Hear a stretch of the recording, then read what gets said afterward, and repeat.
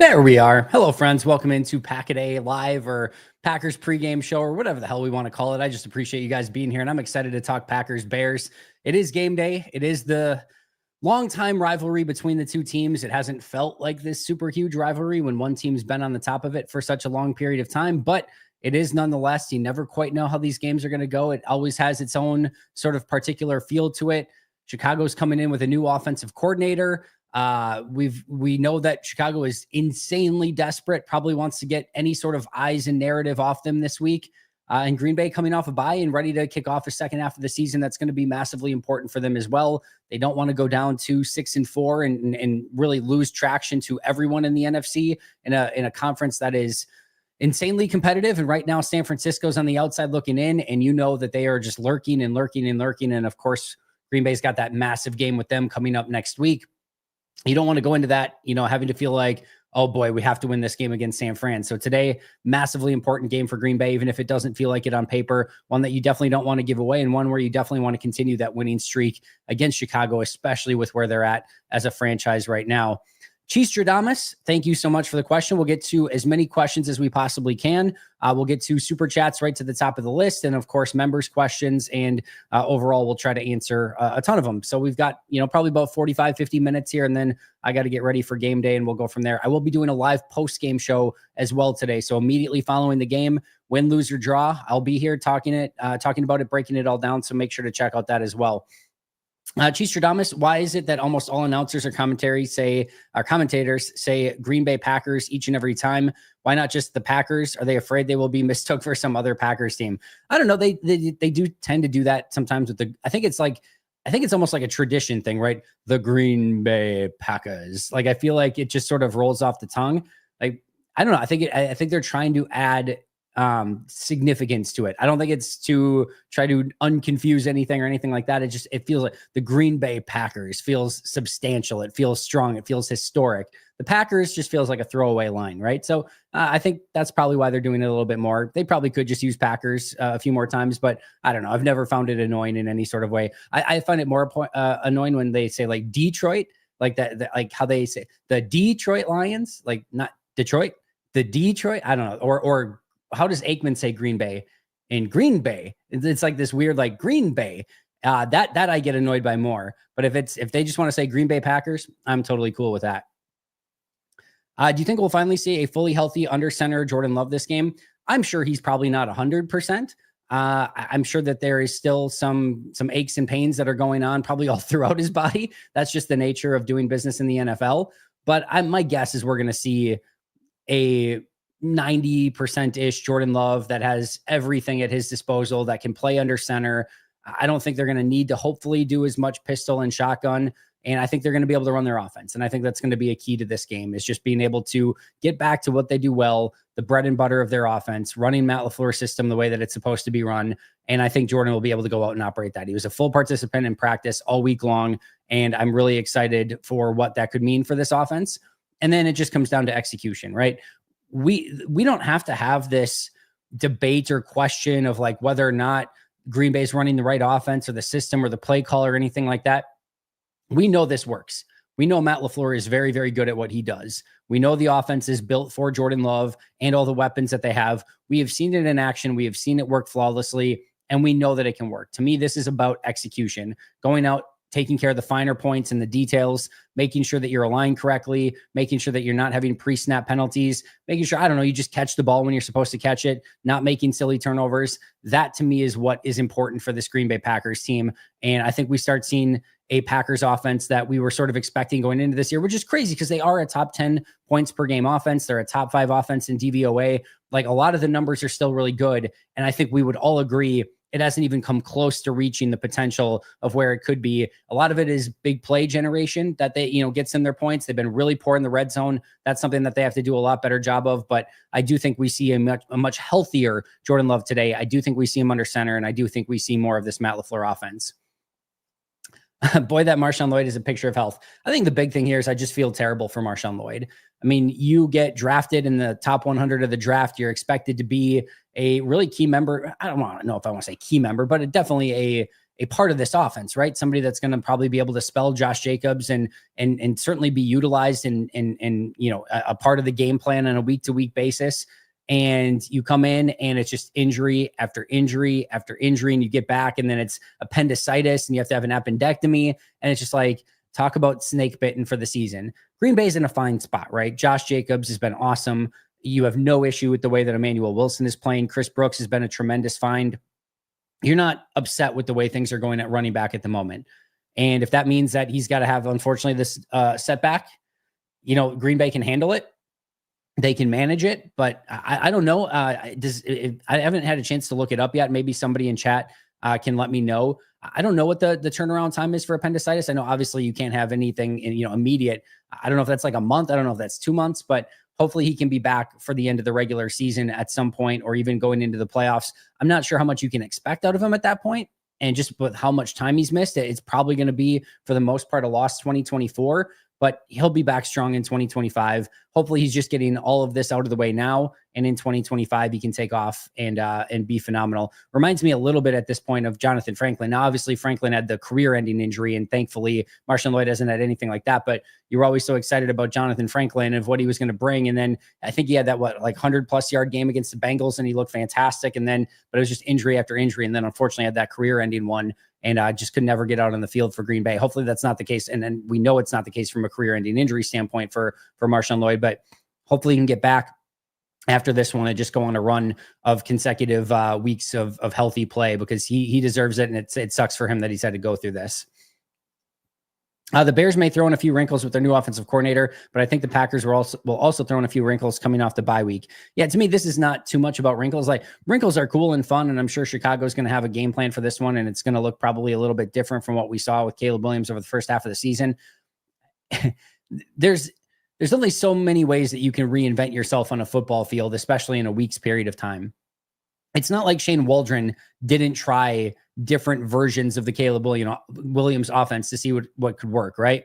They've tried short passing, they've tried intermediate passing, they've tried deep passing, they've tried running the football more. They've tried just about everything in the first part of the season and haven't found any rhythm, any consistency. And really it starts with Caleb Williams, who quite frankly has been pretty darn atrocious over the first part of his rookie season. I still think there's a tremendous player there in Caleb Williams. I really do. And maybe this new offensive coordinator, Thomas Brown, maybe he unlocks him. Maybe that's the case. It's tough to figure out a way that they do that in 1 week, however. And I do think that's probably going to be something that takes a little bit more time. And right now, if you're Green Bay, you're very, very happy to see this Bears team on offense, whether it's a new offensive coordinator or not, whether there's new looks, new wrinkles. There's flaws. There's inherent flaws in the Chicago Bears team. You have a quarterback who does not see the field really well right now, isn't reading the game. It's not slowing down for him. He can't go through progressions the way that he wants to go through. And when he sees things, he's not taking that immediate first throw that's there for him. He wants to stay in the pocket more. He wants to buy time. He wants to go a little bit more big play hunting. And it's not even just necessarily that. I think his eyes are dropping watching this line that's been terrible. And he's looking to buy time so he can get a clean picture and then just rip the ball. It just doesn't work that way. It's a little bit too Johnny Manziel-esque. And that just doesn't work very well, at least very often in the NFL. And then you have an offensive line that, for a quarterback that's not seeing it right away and who's dropping his eyes a little bit and wants to do that dancing in the pocket, they can't protect for that long. So that's a flaw. And then, the weapons are good. They're good enough, certainly, but they're getting massively frustrated. And you have an offense that's not helping any of it. It's a nightmare altogether. So I don't think this is something that can be fixed with wrinkles. I'm sure Chicago will have some, but Green Bay's defense should be ready for it. And Green Bay's defense should be prepared to take advantage of the flaws that do exist in the Chicago Bears offense. Let's get to some super chats. Celestial Prophet 20. Do you think Brooks stays running back 3 into next season? No, mostly because, I think that will be a battle between Chris Brooks and Emmanuel Wilson. And I would give the nod to Emmanuel Wilson at this point, but I think they'll battle for it. To me, MarShawn Lloyd's going to have a role. He didn't take him in the top 100 and not have a role in the team. And I think he's good enough. There were times where he looked like the best running back in training camp, sincerely. So Jacobs and Lloyd are going to be your top, or at least 2 of the 3, right? And then I think Emmanuel Wilson, Chris Brooks, and anyone else that you bring in the offseason, whether it's a draft pick, whether it's a undrafted free agent, a street free agent, whatever it might be, anyone else that's on the roster, I think will then be battling for that number 3. I don't think they bring AJ Dillon back. If so, I think it would be on the 1-year vet minimum deal that he'd have to earn in camp. And I just don't see how he can get out of camp. To me, if AJ Dillon were on this team right now and everyone were healthy, he'd be the number 5 running back. I would put him behind all 4 of the other guys. And they're all, I don't know, maybe Jacobs is probably older, but all the rest of them are younger and, and have more upside at this point than AJ Dillon does coming off a season-ending injury. So I don't think Dillon factors into this. I just think it's probably Lloyd and Jacobs as your top 2 in some capacity. And then, Wilson, Brooks, and anyone else that ends up on the roster fighting for that number 3 spot. Yeah, she said, Joey, I think that feels about right. Hopefully maybe 3 catches for another 20-some yards in there as well, just getting him involved in the passing game. But that feels right about right, Joey. Did you watch the Badgers? Their quarterback play is going to be the death of me. I watched it, and this is my fault. I will take full responsibility. I watched it when they were up by a touchdown at the end of the third quarter. I turned it on with about a quarter and a half left when they were up by 7. Just when they kicked the field goal to go up 7 is when I turned it on. So I turned it on and everything went to crap. So my apologies for that. And yes, it's a nightmare fest. And as Justice Mosqueda pointed out on Twitter, what are you doing going spread when you don't have a quarterback? Like, at some point, I get that the old-fashioned Badgers offense maybe had a ceiling to it. And I think you need to be a bit more multiple. I think you have to be able to go a little bit more power in Wisconsin when you need to go power. I think you have to go a little bit more spread when you've got the quarterback. If you get a Russell Wilson that comes to town, you should probably change things up and build an offense in that way, right? But if you can't find a quarterback in Madison and you can find offensive linemen, it's not like their line is doing all that great and everything like that either. This is not the, Aaron Gibson, Ron Dane version of the Wisconsin Badgers, but I do think at some point you have to play to your strengths where you're recruiting from. And that probably is a little bit more of I would just go pro style, right? It doesn't necessarily have to be, a spread or an old school, just Badgers run it, 70 times per game. But man, I'll take that over what's going on right now. And I get the need to evolve, right? And have to figure out something new on offense for that team. But this ain't it. And when you don't have a quarterback going spread, and I mean, a 7-yard slant looked painful. I mean, it looked painful. They couldn't do the simple stuff. So where are you going to go after that? And the other thing too, right, is what you have to remember, and this is NFL, we can talk about this from an NFL standpoint too. You want to be you kind of want to be zigging when everyone else is zagging. And what I mean by that, especially if you're not one of the top teams, right? You want to definitely be going maybe in a different direction when everyone's going in the same direction. Everyone's running some version of this spread, but has a quarterback and players that can do it better than Wisconsin. So every defense is preparing for your exact style of offense almost every single week. And now you're not doing it as well as the other teams that they're preparing for. So you're not giving them anything unique to look at. If everyone starts going 3-4, maybe you go back to a 4-3. If everyone starts doing, a cover 3, maybe you look at, figuring out something different, whatever it might be. Sometimes when you are the antithesis of what's going on is the trend, you can have a little bit of a leg up. And sometimes teams aren't recruiting for those style of players because everyone's looking for spread players. All right, you can look for power players. There's less, teams that are looking for that style of player. Go out and get the best versions of that and build that very, very well. So I think Wisconsin has to kind of reevaluate what they're going to be good at, what they want their best, what they want their niche to be. Right now, the spread version with a bad quarterback, and I know that obviously their top quarterback is out, and that definitely factors into things. But you have to be able to be, adaptable to changing when you don't have the quarterback to run that style of system. And it's ugly on offense right now for Green Bay or for Madison, excuse me. Thankfully, their defense played well and they kept that game close because it could have got way uglier than that, but it is what it is. They're going to have to definitely do some reevaluating there. Izzy, thank you so incredibly much. Appreciate that a ton. Take heart, all breathe deep. As we all know, the Bears still suck. Well said, Izzy. This is, in maybe famous last words, this is about the most confident I felt going into a game in a while. And that's not to say, by the way, that this is just 49-0 Packers or something like that. I don't think it's that. I think Chicago is going to be a pain in the ass in this game. I really, really do. I don't think this is going to be just some blowout Green Bay that we can just relax and take it super easy in this game. And maybe it's Packers by a point. Maybe it's a lot tougher than it should be, and we're frustrated that Green Bay didn't take care of business better, whatever it might be.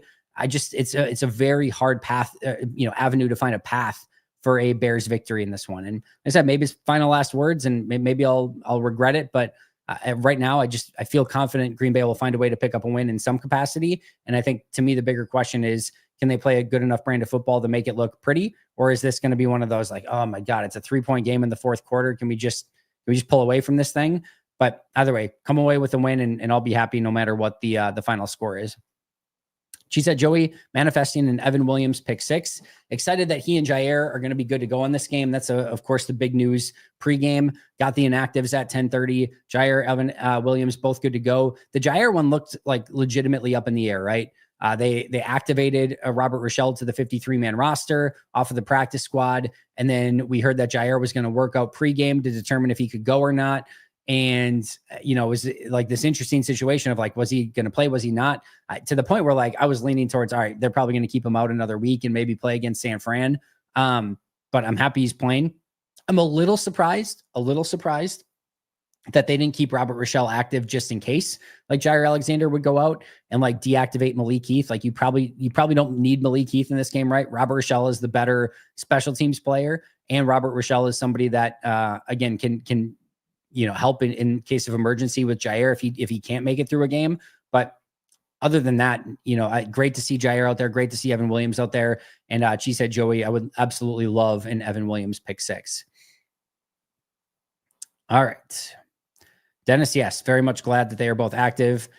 Braden, absolutely need the pass rush to show up today. That's 1A. If you want to take your eyes off the ball in today's game and start watching some of the details to see how Green Bay's doing, watch Kenny Clark, Rashawn Gary, LVN. Watch those guys to see if they can get off those blocks and win with 4 up front. They have to find a way. If they can't do it in this game, it's a major problem, right? And I get they get Darnell Wright back and Braxton Jones back, but Tevin Jenkins is out. And even a fully functioning Bears offensive line is just not that good. It's not brutal. It's not terrible, but it's not good enough. And you have a quarterback who holds the ball a ton. So you got to find a way to win in this one. Like it's past time. It's not even the Kevin Green. It is time. It is well past time for Green Bay's defensive front to step up. And it really starts with Kenny Clark and Rashawn Gary. Like those two have to play better in the second half. No two ways around it. And I've talked about it all week. There's a ceiling for Green Bay if they can't get home with 4. And it's not where we want that ceiling to be.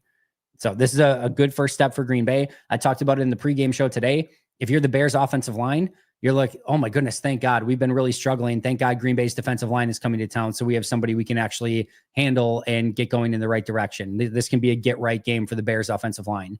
If you're the Packers defensive line, you're like, oh, thank God. We've been struggling lately. We need to get going. What better medicine than the Bears offensive line? As I talked about today in the pregame show, it's the movable force versus the, indestructible force versus the movable object. So the destructible force versus the movable object. So this is 2 very weak units so far this season that get to see each other. And I do think the winner of this battle can go a long way in determining the outcome of this game. As I talked about in the pregame show, if Green Bay just gets another 8-9 sack performance like they did against Tennessee, and like Chicago has been giving up, especially 9 sacks last week against the Patriots, Green Bay just wins. There's no pathway to success for Chicago in that situation. And for Chicago, a pathway to success is actually protecting Caleb Williams and not making it so that he gets hit on every play. So the winner of that battle could go a long way in deciding this game. It's definitely one to take your eye off the ball a little bit and watch the defensive front for Green Bay. Jacob versus the Chicago defense. Do we need a big Jordan Love day or a big Josh Jacobs day?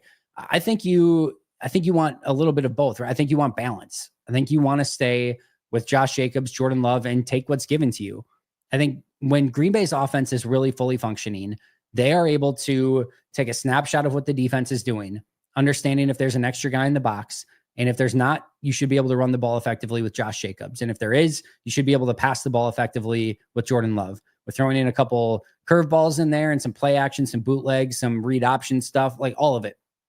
Or run pass option, I should say. I think Matt LaFleur can stay one step ahead of this Bears defense in this game. I really do. And then it's just executing. To me, this isn't necessarily about, who you want to feed or anything like that. It's about taking what's there, executing it, and playing at the level that you're capable of playing at. But in an ideal world, Jordan's probably got 250, 280 yards passing and a couple touchdowns. And Josh Jacobs has got 100, 120, 140 yards and a couple touchdowns, and everyone's eating, right? That would be the ideal world, but take what the defense is giving to you. If they're letting you run the football. Don't get greedy. And if they're letting you take those shots down the field and make those explosive plays, then take them and execute on them. But part of that is going to be what Chicago decides to, sort of let you have or let you take advantage of. And then you got to take advantage of it. So to me, stay balanced and let the game sort of dictate where you want to go. All right. Green Bay can't take them lightly. I swore the Bears were first-ranked red zone defense. The Packers offense of it, I think, are 28th ranked offense. Yeah, regardless of where the ranks are, just Green Bay's red zone offense needs to play way freaking better. You're just giving away points. You cannot be a bottom third of the league red zone offense, especially with the talent that you have. I do think Jordan's injury has played a little bit of a part in this, but a lot of it's been execution and penalties as well. So you get in that red zone area, you need touchdowns. And it's not like Green Bay's had the most successful field goal kicking operation in the world either. And hopefully McManus is better in the second half. And, fixing this problem, he's only missed one kick, of course, but hopefully he can cure this in the second half. But still, you don't even want to be settling for field goals in the first place. Got to get touchdowns. And yeah, I don't think anyone's taking the Bears lightly. I think everyone understands that this can be a game like where if you don't play your best, that's how Chicago can stay in this one and find a path to victory. So to me, it is all about Green Bay and how they execute, and red zone offense, to your point, Celestial Prophet, will go a long way in helping decide that. Fading West 307 would be nice to get a statement win rather than just eking out another win. Yeah, I agree. I very much agree. I would like Green Bay just to go into Chicago, and very similar to the game that they had it was open last season, right? I think so. Yeah, it was definitely last season. So what was that final score in that game? Unfortunately, you had the Aaron Jones injury in that one, but it was a final score of 38-20 Green Bay. And I don't think it was really even that close. Yeah, it was 38-14 with 3 minutes left in the game. And then Roschon Johnson had a 2-yard run and they didn't get the two-point conversion. So it was 38-14 Packers. It was 24-6 in the third quarter, 31-14, 38-14. And Green Bay kind of ran away with that one. So I would love a redo of that opening week game, save for the running back injury, right? Take that piece out of it. Take the David Bakhtiari injury that, got him out the rest of the season. Although I don't think that was an injury in that game. That was just his other injury just flaring up, but still no injuries and a very similar path to what they did in Chicago in week 1 last year. Jade, good to see you. They will play quarterback contain, 2 sacks tops for Green Bay. Here's the thing. First of all, even if they play a little bit more quarterback contain, Caleb Williams will dart all around, and that can actually still lead to sacks for you in this one. I don't think they're just going to play contain. I think they're going to understand that they have opportunities to get to the quarterback. I think we will see a little bit more QB spy in this one. I think we could see some Quay Walker and Edgerrin Cooper spine play, Caleb Williams in this one. But I don't think it's just going to be contained. I do think they're going to try to get after the quarterback because I think they've seen how these other teams have been successful against him in getting to the quarterback and getting those sacks. I do think there will be some contain in certain situations. You don't want to let him out of the pocket. That's where those big plays can happen, right? But even when teams have tried to contain him, they can still get sacks on him. And you can contain with your edges and still get home with your defensive tackles. That's why Kenny and Devontae Wyatt are going to be huge in this one. So there's going to be different things that they're going to throw. But if you said only 2 sacks, I would say that would be a very disappointing performance for Green Bay in this one. It's a team that over the last 3 weeks has been averaging giving up 6 sacks a game. So 2 would be well below expectation in this one. All right. I honestly feel we just need a solid performance, D-O, and specials. Yeah, I talked about that today too, of just like, this doesn't have to be an A+ game for Green Bay. Just a solid B+. Just don't make any major mistakes. Don't have a bad game, and you should be good. And that's like, honestly, just play a good, solid game. Doesn't have to be your best brand of football ever. Just don't make mistakes. Just do your job. Do your 111th. Do what you're supposed to do. Take care of business. Get out of here with a 10, 12-point win. Jen, happy game day to you as well. Probably why they always say the Ohio State. Yeah, I could see that as well. Do you think Tom Clements is able to get through to Jordan about turnovers? I think Jordan's got through to Jordan. I think you could see it in the post game in the last press conference after Detroit. Like, he understands it. He knows it. There's no having to get through to him. He understands that job one is taking care of the football. He gets it. I think Matt and Tom will continue to work with him. I think Jordan knows it. I expect a much cleaner second half of the season from Jordan. So I don't think this is, I think Tom probably understands he doesn't have to keep harping on it. Jordan knows it. So now can you go out and execute and take better care of the ball in the second half? And I very much think that Jordan will.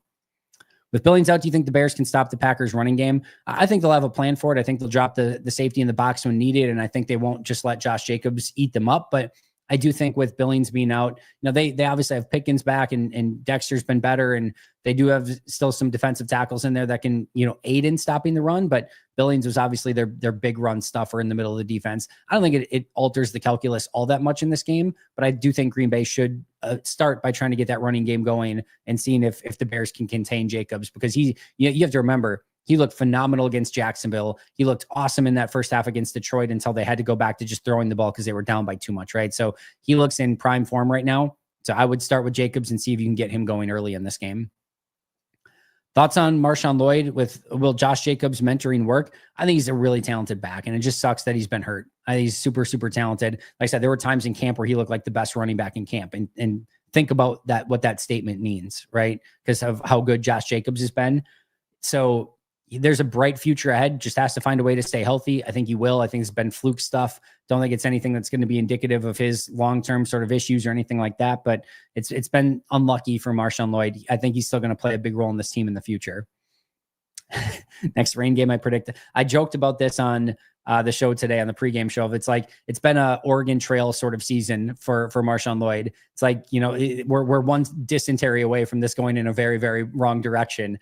But like I said, he'll bounce back. He's fantastic. He's a really talented back, and it's just been an unlucky streak for him. It's been frustrating, I think, for everyone, I'm sure. Didn't another Packers player miss out a few games with appendicitis a few years ago? Probably, Tim. I mean, I only have so much capacity for useless pieces of knowledge in my Packers brain. Like there's a lot. Like my brain is like 95% useless pieces of Packers knowledge. Which former Packers have had appendicitis is not one that's eked its way into my, remaining neurons that are up there. So sorry, I don't have the answer to that one off the top of my head. Bakhtiari. Yeah. Did Bakhtiari have appendicitis? That might be right. Tim, I don't know. I don't know what Tim that would be. I don't think Tim Boyle did he? But I don't know. Yeah, I think Bakhtiari may have. I think you might be right on that. There he is. Bakhtiari did too. If it was Van Dyke, we win that game, in my opinion, for the Badgers game. That's probably true. Probably true. Although you never quite know that the calculus can change on everything. There's a butterfly effect, but I think you're probably right in that. She said, Joey. Locke has lost confidence. How they can, well, to be fair, Dennis, he is the backup, right? So it would be the backup to the backup, but you wish they had a different option there. What's Tanner McAvoy up to? B-Hops, go Pack, go. Phil Longo hasn't been the best play caller, but he's not getting help from his quarterback. You have to have both. You have to have the play caller and the quarterback. And then if not, though, you need to be adaptable. And I haven't seen a ton of adaptability from the Badgers, although I'll be totally transparent. I've not seen a ton of Badgers this year, so I can't speak super educatedly on it. But what I have watched has not been pretty to watch. Let's go beat the Bears. Just want to see Wilson at Mike. Am I wrong for that? I don't think you're necessarily wrong for that. Yeah, I've definitely called for that in the past too. Wilson's coming off a bad game against Detroit. There's a limited amount of upside there. I think you get a little bit more of inconsistency on a game-to-game basis from Wilson, but Wilson plays the middle linebacker position the way that you want. I don't know. I don't have a super strong feel. I think they're still trying to figure out the exact right calculus for that linebacker position. I don't think they found it yet. I would love to just get an inkling of Tyron Hopper in the second half, just to see, right? The weird thing is, like, I don't love the way that Quay is playing. I think we all know that. I think we all feel that to some extent. I think McDuffie's mostly been fine. I think Wilson's been fine. I think Cooper's been good. So it's not like there's anyone outside of maybe, again, Quay that you're looking to maybe take off the field in their role that they're in right now, but they don't want to take Quay off the field. Like they clearly think he's the guy at that spot. I'm a little bit less inclined to go in that direction, but yeah, it's interesting. Like I said, I would like to see a little bit of Hopper. I'd like to see a little bit more Wilson. I just would like to see that, like, Quay has to earn his spot. Like they're so good with competition everywhere and want guys to rotate in and get snaps, but Quay's off limits for some reason. That is what I don't get. Maybe it's a green dot thing. Give the green dot to Xavier McKinney. Like, he's going to be out there every single play anyway. Just give it to that guy. He can do that, So I don't know. To me, I would like to see a little bit more competition there, if nothing else. Portuguese fan here. Go Pack, go, and go Cavs. Hey, your Cavs are off to a phenomenal start. They're a fun team to watch. I'm a big Evan Mobley guy, so he's been off to an amazing start in Cleveland so far this year. Kenny Atkinson, the frustrating part is like he would have been the perfect coach for the Bucks, and they obviously had opportunities. They could have gone in that direction and didn't. And it is insanely frustrating to see where the Bucks are at from a coaching standpoint when Atkinson is just freaking balling out for the Cavs. Unless you mean Virginia Cavaliers, in which case I just went on a Cleveland Cavs rant for absolutely nothing. But assuming you mean the Cleveland Cavs, they're off to a phenomenal start. Always been a big Donovan Mitchell guy as well. And quite frankly, a Darius Garland guy as well. So they have got a very, very fun team. And I think Strus has been out, right? So I don't even think Strus has really been playing. Like they're in a very, very good spot right now in Cleveland. We'll see what they can do come playoff time though. And if the Mobley, Jared Allen line can kind of continue to play at a high level, it's enough Cleveland Cavs for one Packers pregame show. Have any of our draft picks lived up to their second, third contracts this year besides Elton? No, I don't think so. Yeah, I think that one's pretty easy and obvious at this point.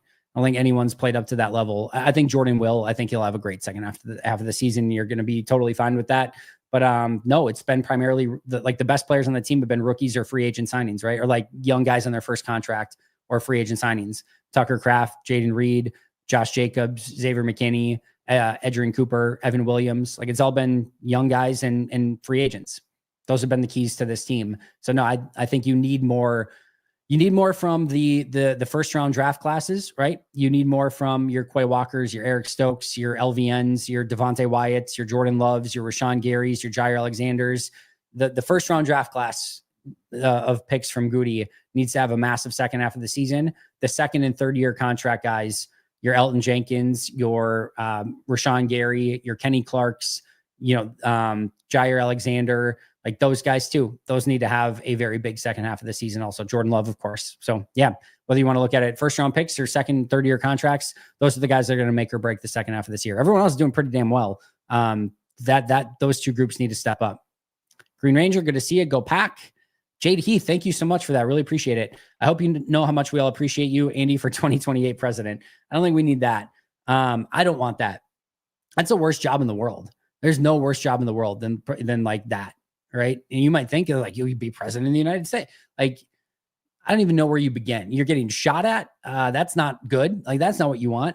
Everyone, like at least half of the country hates you, right? Like half of the country will borderline worship you. The other half is going to like literally think you're the worst person in the entire history of the world. And there's no in between. There's no gray area. So no, I'll pass on 2028 president. I'll take 2028 Packers fan of the year. I'll take that well before anything from a political standpoint. So I do very much appreciate the super chat and the kind words though, Jade. Lloyd out for the season. I don't know. NFL appendicitis recovery time. After an appendectomy, NFL players can typically return to their normal activities within 2 to 6 weeks. Patients that usually return to normal activities within 1 to 3 weeks. Open surgery recovery can take 2 to 4 weeks. So in 2010, Matt Castle had an emergency appendectomy 11 days before leading Kansas City to victory. So no, it doesn't seem like it should knock him out for the season. Sounds like maybe he could be back by the end of the year, which would be great news. Obviously, every surgery is a little bit different. Every injury is a little bit different, but looks like some players have been able to kind of come back to it relatively quick. All right. I know you said that there should be no Malik Willis package, but I disagree. Situational football is important, and fourth quarter up 30 is the right situation to bring in a Malik Willis package. All right, John Kramer, you win this round. Don't forget to hit like. Izzy, I appreciate that. Could really do with a really big performance this week if there's going to be a run like we saw in the second half of last season. Yeah, I don't know that like winning 30-0 is indicative of like, oh, they're ready for a Super Bowl run or anything like that. But you would like to see just score be damned.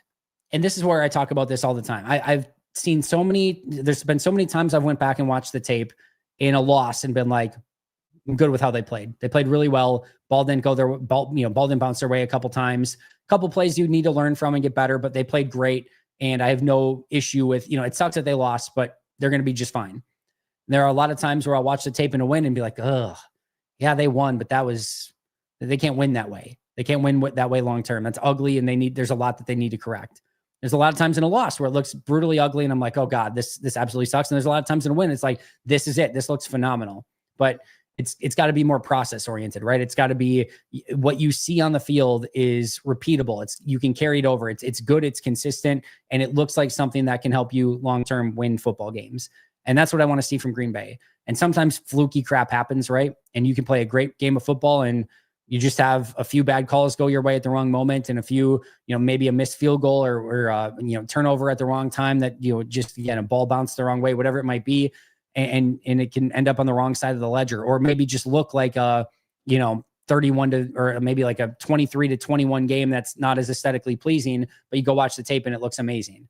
So I'm not necessarily looking at the scoreboard. I'm looking at, I do think you certainly don't want to come away with the loss. It would be hard for me to imagine a game against this Bears team where they lost and I go and watch the film and be like, oh, they played great. Like, I can't imagine a world in which that happens. So I do want to see them win, but then at that point, I want to see, how it looked on the field. And if it looks good, if it looks great and they came away with a 1-point win, all right, so be it. I can live with that. And if they win by 30, but the play on the field just doesn't look all that great, and that was Chicago being that bad, that doesn't necessarily tell me much either. So it's more than the scoreboard. I want to see how they look out on the field and how the kind of the tape looks the day after, to be honest.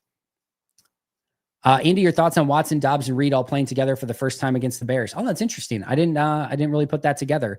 It doesn't really change much for me. Like, I honestly don't care if this is Wicks, Melton, and Heath.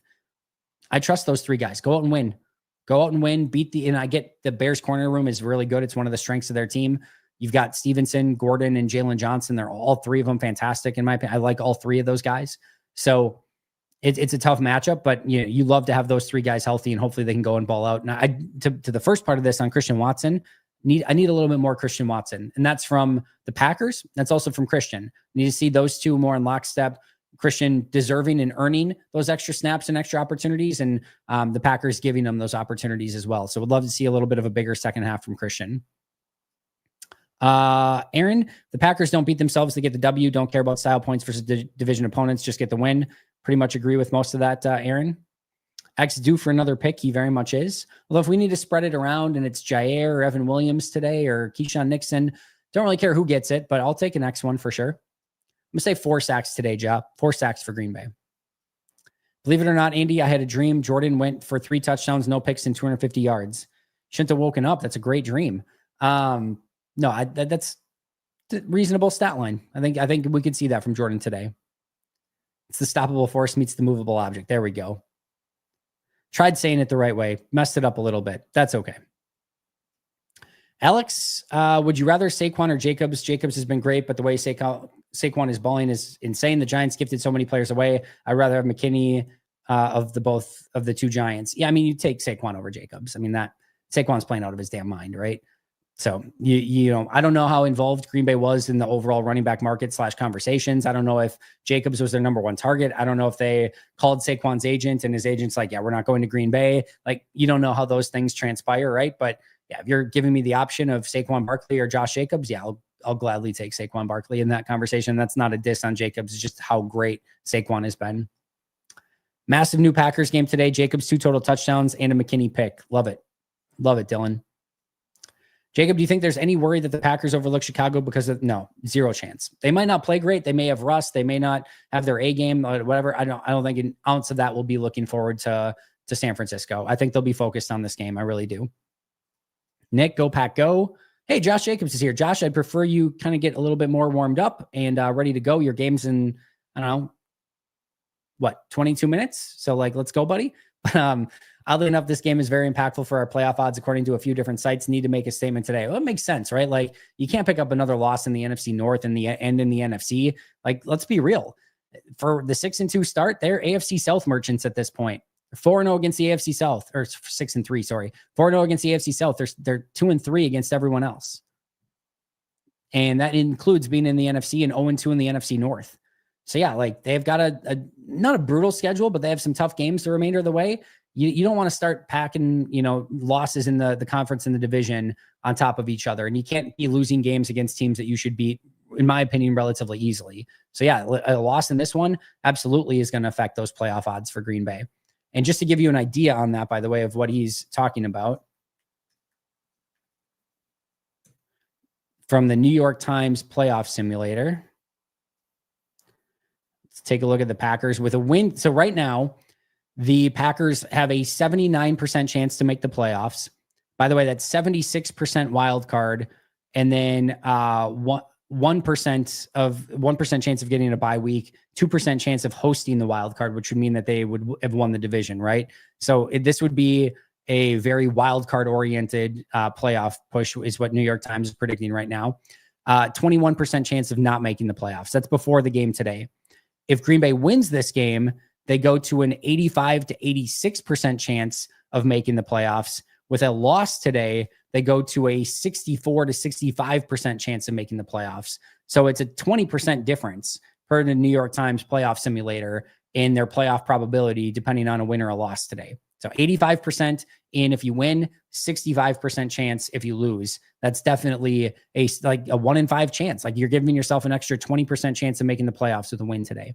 That's not insignificant at all. All right. Bears O-line versus Packers pass rush. There we go. We talked about this. Jeff, I think you're just correcting my slip up from earlier. Please give it to Jacobs in the red zone. He needs more touchdowns and we need to be more productive. Yeah. By any means necessary. Just find a way to punch that ball in the end zone. I don't care if you have to, I don't care what you have to do. I don't care if you're trolling Chicago and hand it to an offensive lineman. It doesn't matter to me. Just find a way to punch that damn ball in the end zone. No more field goals, no settling, no 4 and outs. Red zone comes, get those touchdowns. Has to happen. Sam got gifted a membership a few weeks ago, decided I will continue it because the amount and quality of the content is amazing. Go Pack Go. Sam, I appreciate that a ton. And I've appreciated also all the people who have been gifting the memberships. That has been awesome. It's definitely expanded the community. And I've heard from a lot of people like yourself, Sam, who, didn't really think much of the memberships. And then they got gifted one and they're like, oh, this is fantastic. You get the weekly conversation with Aaron Nagler and I. You get an extra members only Q&A. That's again, you get access to that. You get access early to videos. There's usually a ton of Ross Uglum content. So yeah, it's definitely worth it. And there's a lot of different tiers that are available. You can get it for as low as, I think $3.99 is the entry level one, either $3.99 or $4.99. But either way, it's beyond worth it. And Sam, I appreciate that a ton. Yeah. So Bakhtiari last year was the appendicitis. I do remember that now. Not last year, right? 2 years ago. Last year was his out for the year other than the first game. I think it was the year before where he was finally playing well, get back to healthy, and then had the appendicitis late in the year. Devontae Wyatt takeover game assisted by Jordan Love, getting right, being efficient, putting the Bears in pass happy mode. Beautiful. I'll take it, Aaron. We need a new player with the green dot. I'm all aboard giving Xavier McKinney that responsibility. There is a lot of stuff that you need to be aware of on the back end. So it's probably ideal that it's a linebacker, but man, then give me Eric Wilson, give me something else. I'll just take anything kind of different at this point. No false starts is all I ask. We have a low bar today for Orton, but I'm with you. Can't have the dumb penalties. Chris, go Pack Go. Daryl, they are very much better than the Bears. Just got to go out and show it today. For some reason, Quay seems to be a favorite of Matt LaFleur, watching some of their interactions on the sidelines. Listen, there's a human nature to all of this, right? People have their favorites. People have, players that they lean on. I'll say this, like, we don't know what goes on at all times at 1265, right? All we get to see is a glimpse of what happens on game days. And we're making almost all of our judgments or assumptions just based on that. What we're seeing from a 12,000 foot view on a 60-minute game. And that's what we're basing everything on. They get to see practice habits and what's happening in the meeting rooms and how these players interact with each other. And maybe they feel like, yeah, maybe Quay is a step down, but maybe everyone else around Quay plays better because Quay is out there. Like, there can be things like that. And with him calling the plays that they feel really confident in, I think Josh Myers, going back to last year when he was not playing well, like, just his ability to make the checks at the line and communicate with Jordan, I think probably had a calming effect and made everyone else play better. So I think there are some times where these things aren't always tangible, that we can just see them from our view and say, like, this is stupid. What are we doing here?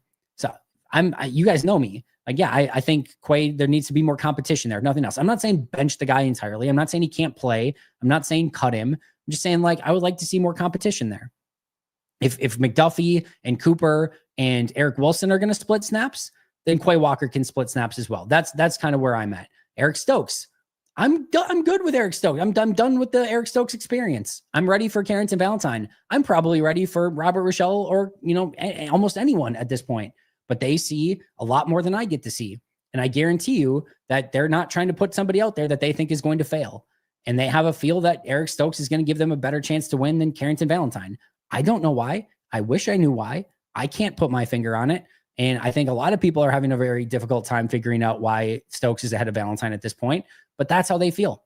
And it's not that they're infallible and can't get things wrong, because they've gotten things wrong a lot of times in the past, but they have a feel for it. And for the most part, I trust their judgment, and hopefully it plays out well. But yeah, they do seem to have that like for Quay and Eric Stokes, and hopefully it pays off for them. Jade, I sent you another super chat. I don't see it, but I have the receipt for $20. Jade, just making sure I got both. So I have the two. They will play quarterback contain 2 sacks tops for 20. And I know how much we appreciate you. Think I got to those two. Jade, if there's another one that I missed, those are the only two that I have in there. Just send me a normal chat and I will get to it I'll get to it by the end of this one. So I'll try to get it as soon as possible, as soon as I see it. Do you think Doc is the problem in Milwaukee?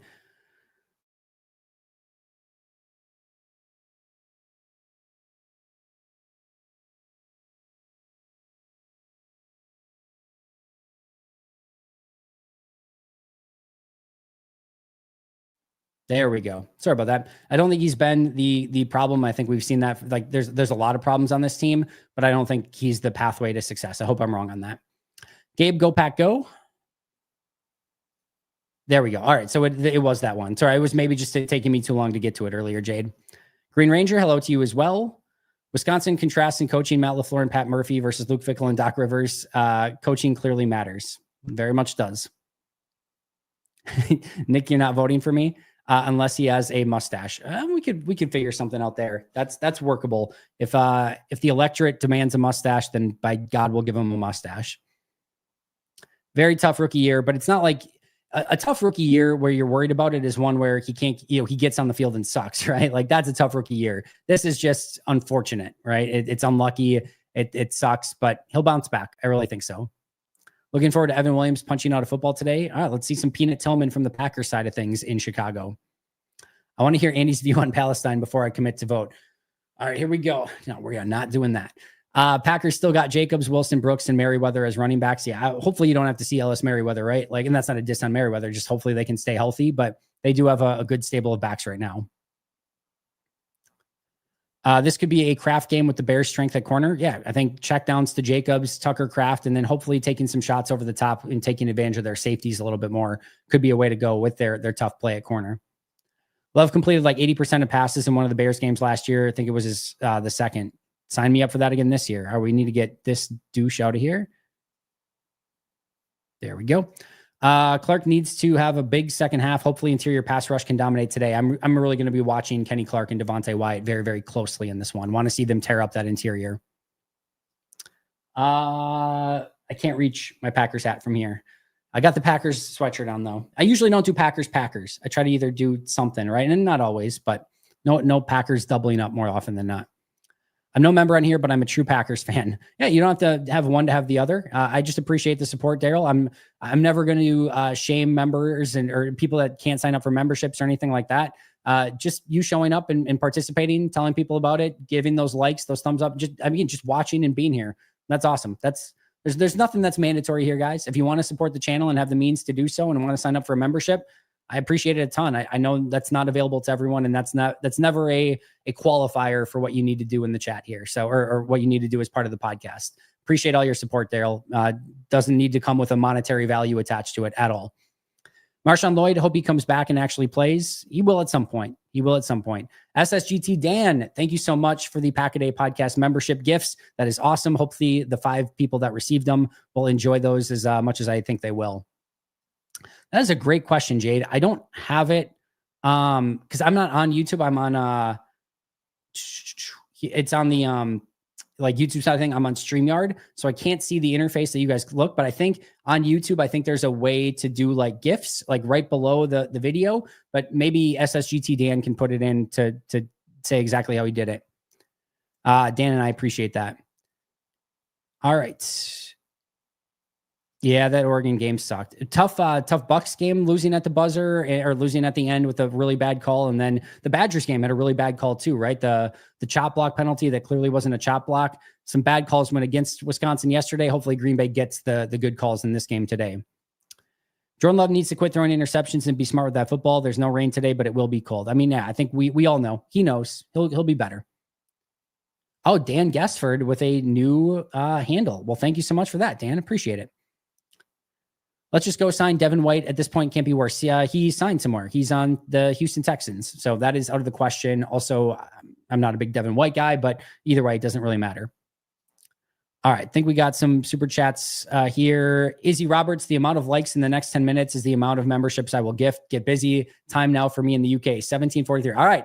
Everyone hit that like button. Everyone hit that freaking like button right now in the next 10 minutes. So Izzy, I don't know how much time I have left. We have 3 minutes left from 11:43. So hit that like button and he's going to give away that many memberships. We have 369 people here in the chat, 379. So hit that like and a lot of people will get free memberships from Izzy. So Izzy, that's awesome. Ken gifted 5 Pack-A-Day memberships. Appreciate that a ton, Ken. Thank you so much for that. And hopefully those 5 people will enjoy those. I know they will. Andy, I feel Rashawn Gary has always been overrated. Do you feel pass rush needs to be a priority in 2025? I don't think he was always overrated. I think so. Was it year 3? It was year 4, year 3 and 4. So it was 2021. He had 87 pressures on that season per PFF. Like that is balling the hell out. Like that is big time stuff. 12 sacks, 17 hits, 58 hurries. Like that's big time shit from Rashawn Gary. Excuse me. That's big time stuff. And then was on his way to a really phenomenal 2022 season before the ACL. Now 19 and 20, you know, he was basically redshirting, learning the position. 2021 busted out in a major way. 2022 was playing great, then had the ACL. 2023 came back from the ACL, playing really good, hit a wall in the second half of that year. And then the second half of last year till now, he's been meh. All right, that is my official terminology, meh. And you need more from him. There's no question about it. So I don't think he's always been overrated. But to the bigger point, he needs to be better. He needs to get back to playing the way that we know he's capable of. And if he cannot, like we get an 8 game, at least, hopefully more than that sample size, the remainder of the season to see what the pass rush can do. If LVN, Kenny Clark, Rashawn Gary, Devontae Wyatt, and friends cannot get pressure in the second half of the season, then yes, pass rush will be a major priority in the offseason. If Wyatt and Clark and Gary and Van Ness start playing the way that you would expect them to or be able to, then no, it's not that big of an issue. But we're about to learn in the second half of the season just how big of a priority that it needs to be. All right, we talked about Ken, got Jade, got Izzy. All right, hit that like button, everyone. I'm good. Don't need to be a member, Andy. It's all good. I appreciate you, man. Can't wait to beat the brakes off the Bears. It's always a successful season if we sweep the Bears. Cox, Mosby, or LVN going to make the most opportunity in your mind? I'm excited to see all of them, especially Mosby and Cox, right? Because we've seen some LVN, we've seen Egbari, we've seen those guys. Anytime you get an unknown that you're going to get to be a little bit more familiar with to see what they can do, you never quite know what's going to happen. So I want to see what happens in this game with both Cox and Mosby to see what they can do, how many snaps they get, and what they do with it. Right below the super chat. All right, so that's where you can find the YouTube gifts. There you go. I got to get out of here momentarily. I'm going to try to get through these, the remainder of them relatively quick. Love fully healthy. Think his knee contributed to the groin injury, i.e. having to torque his body instead of planting his feet. Definitely could have. It could have just been a fluke thing as well, but without being there and, talking to the doctors or anything like that, tough to say for sure, but it definitely could have been a compensation sort of thing. Tucker Craft spiked the like button. There you go. Izzy go Pack go. Let's beat the Bears. What do you think Musgrave's role will be when he gets back? Number 2 tight end with a receiving tight end sort of connotation to it. So Tucker Craft's not going anywhere. He's going to play a ton. He's the number 1 tight end. But I think just getting a lot more 2 tight end sets and getting somebody that, again, can be more of a receiving threat, hopefully red zone and in the seam especially. I think he'll have some specific packages and specific plays that are dedicated to try to maybe get him the ball and try to utilize his speed a little bit more. J Love to equal Aaron Rod's record, 6 touchdowns in the first half. Sign me up. 10 years ago already. Yeah, man, time does fly. It's Staff Sergeant Dan, Andy, 16 years Army infantry with 2 tours in Afghanistan. Go Pack Go. Dan, thank you so much for your service. That is freaking awesome. Appreciate that a ton. So Staff Sergeant Dan, I will try to remember that and address you as such moving forward. Like Kraft, he's going to have to earn his way back to that spot because Kraft took there's no chance. Like Tucker Kraft is tight end 1 for now until he's probably going to be done being a Green Bay Packer. He's just too good. So Musgrave's not reaching. If he does, Green Bay's going to have an unbelievable problem to have, but that's just Tucker Kraft's spot. Let's go Izzy. Royal Navy rule any Brown jobs. All right. Thank you for your service. Love it. Kraft worked his way to having that spot. He barely missed any games over Musgrave. Musgrave agree. He's, like I said, he's not going anywhere. And Izzy coming in with 50 Pack-A-Day podcast memberships. Izzy, you're the absolute freaking best. Thank you so much for that. The members only chat is going to be hopping this week due to Izzy. I think that brings us for the moment. Let's see, before we get out of here, I'll get the updated number. That is going to bring us to, and some of these gifted memberships are going to probably fall off here in a little bit, but 686 memberships now with Izzy's amazing contribution there. So we're 14 away from 700. In case anyone wanted to give, 15 memberships to get to 700, I'm not saying, I'm just saying you guys are the absolute best. Izzy, thank you a ton. Thank you for all the super chats. Staff Sergeant Dan, thank you so much for the gifted memberships as well. Ken G, thank you for the gifted memberships. Wait, did Izzy do 50 more? Holy crap, that's 100. Did we up it since then? Let's see where we're at now. 706. Now we're up to 706 in memberships, and they might still be counting. That might be why it's not like, oh yeah, 706. Unbelievable. You guys are the absolute best. Absolute best. So thank you guys for that. Izzy, that is beyond amazing. Beyond amazing. All right. So yeah, we're going to now with Izzy putting all the good karma into the world, we're definitely going to go out and get a big Packers win today. So enjoy it, everyone. Izzy, you're an absolute Pack-A-Day legend. I cannot thank you enough. And again, everyone for the super chats. And again, non-members, non-super chatters, everyone's welcome here. You guys are all amazing in my book, and I appreciate you supporting the podcast in any way that you can. Enjoy the game, everyone. I will see you all after the game, live post-game show. But until next time, and as always, go Pack, go. Enjoy the game.